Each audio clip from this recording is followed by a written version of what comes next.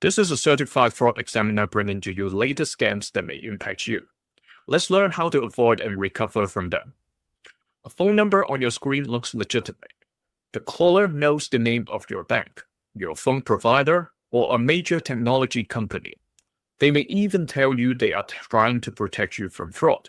But in these three recent cases, the impersonation itself was the weapon. One victim was left responsible for expensive phones.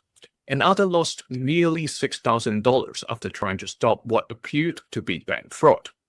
And in the third case, criminals allegedly tried to send a courier to an elderly person's home to collect cash. The details change. The mechanism does not. The first thing to understand is this. Caller ID is evidence of what appears on your screen. It is not proof of who is actually calling. A recent police warning described a scam in which victims received calls or messages from people claiming to represent their mobile phone provider. The offer sounded attractive. Discounts, new phones, special deals, and incentives to act immediately. The problem began when the supposed representative asked the victim to verify their identity. This scam combines several pressure points into one conversation. First, there is the unexpected offer. A sudden promotion can lower suspicion because the victim is focused on the apparent savings. Second, there is urgency. The victim is encouraged to act before the opportunity appears. That reduces the time available to verify whether the caller is genuine. Then comes the critical step, identity verification. The scammers reportedly asked security questions and personal information. Once they obtained enough information to access the victim's account, they could use that account to order new devices. The legitimate provider then shipped those devices to the victim's own home. That detail can make the fraud even harder to recognize.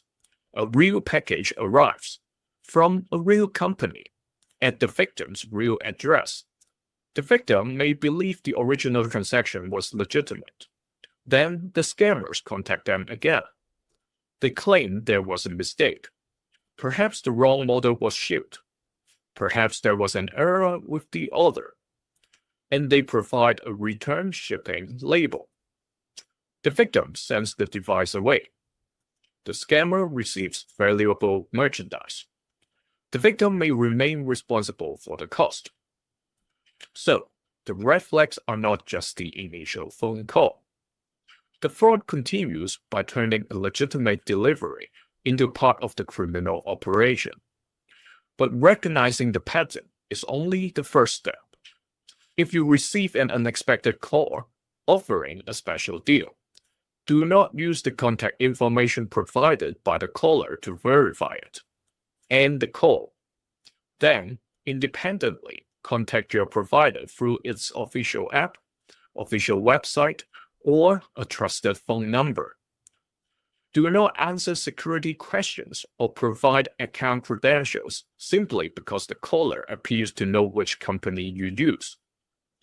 If a new device arrives after a suspicious interaction, do not follow a return process sent by an unknown caller. Contact the legitimate provider independently and ask whether the order and return instructions are genuine. The key protection here is simple. Separate the communication channel from the verification channel. Do not verify the caller through the caller. If account access may have been compromised, contact the provider immediately to secure the account and stop further orders.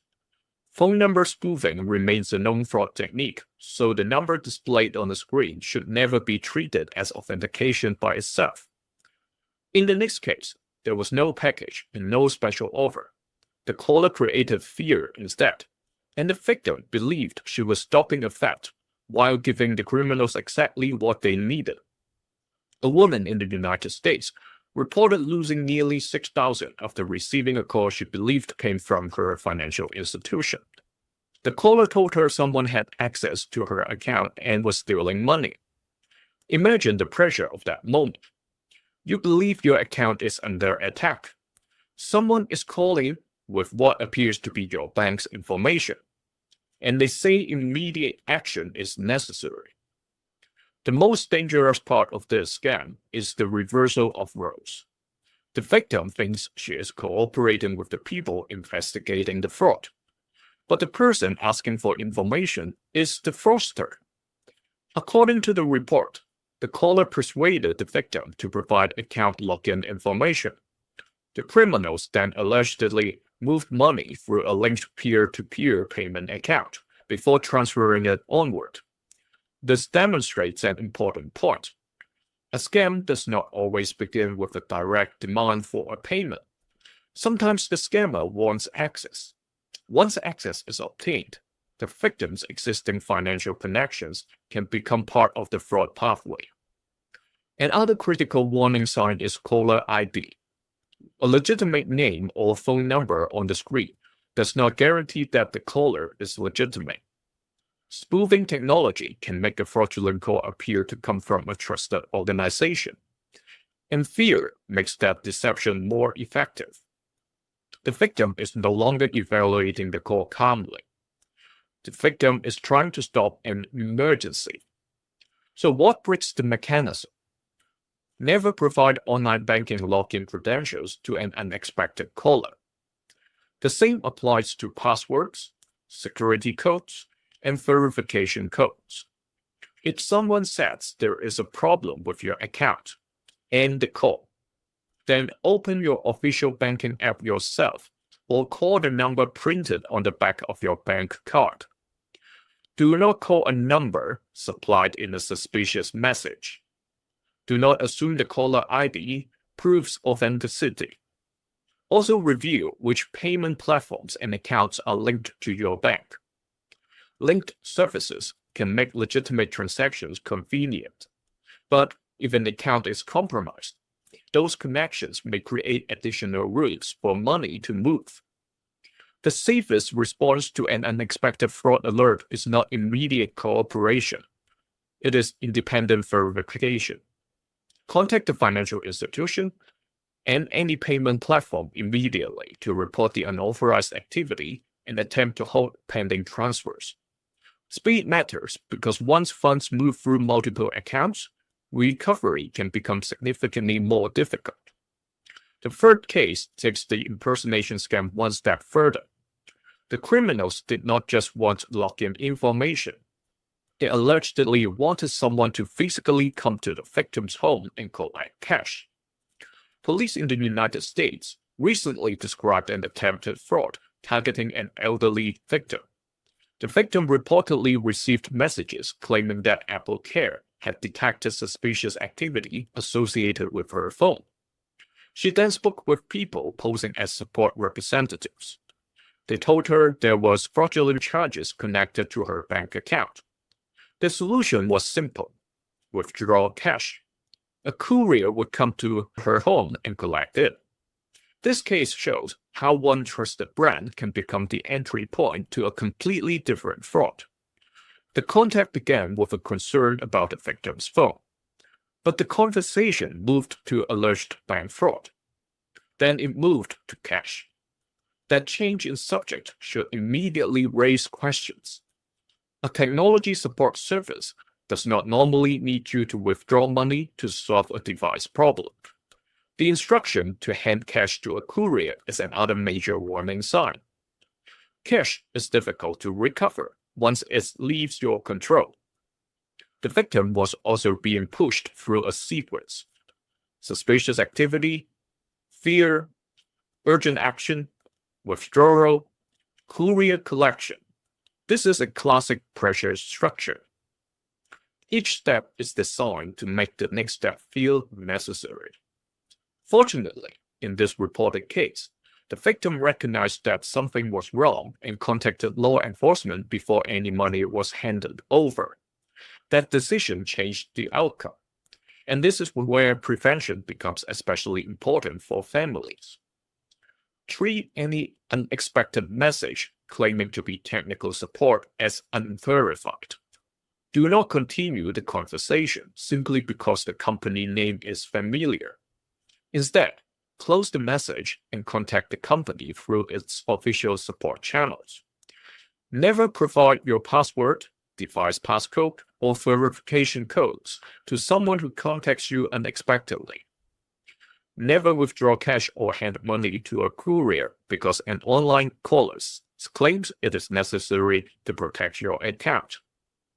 For relatives caring about older family members, this is also a useful conversation to have before a crisis occurs. Establish a simple family rule. If an unexpected caller tells you to move money, withdraw cash, buy something, or hand money to a courier, pause and call a trusted person before doing anything else. That pause can interrupt the scammer's control. In this case, the victim contacted law enforcement before money changed hands, illustrating why early reporting can prevent a suspected fraud from becoming a completed financial loss. Many fraud investigations begin only after assets have already been transferred, so reporting suspicious activity early can also preserve evidence. Before we get to the final tips, remember to hit the subscribe button. The 3 cases were different, but the protection strategy was remarkably consistent. A fake phone provider used an attractive offer and account access. A bank fraud used fear and stolen credentials.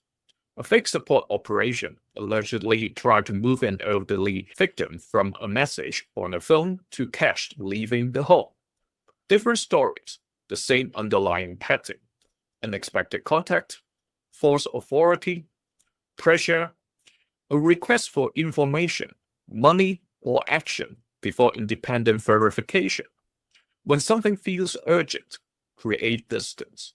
End the call, close the message. Do not use the contact information supplied by the unexpected person. Verify through an official channel you find yourself. And if you have already shared information or moved money, act immediately. Contact the affected financial institution or service. Secure your accounts and credentials. Preserve messages, call details, and transaction records. Then report the incident to the appropriate platform and authorities. Most importantly, remove the shame from the situation. Fraud depends on deception. The useful question is not why someone was targeted. It is what happened, what can still be secured, and how quickly the damage can be limited. Share this video with someone who could benefit from knowing these patterns. And if you or someone you know has encountered a similar impersonation scam, describe the method in the comments. Your experience may help another person recognize it earlier. See you in the next one. Thank you.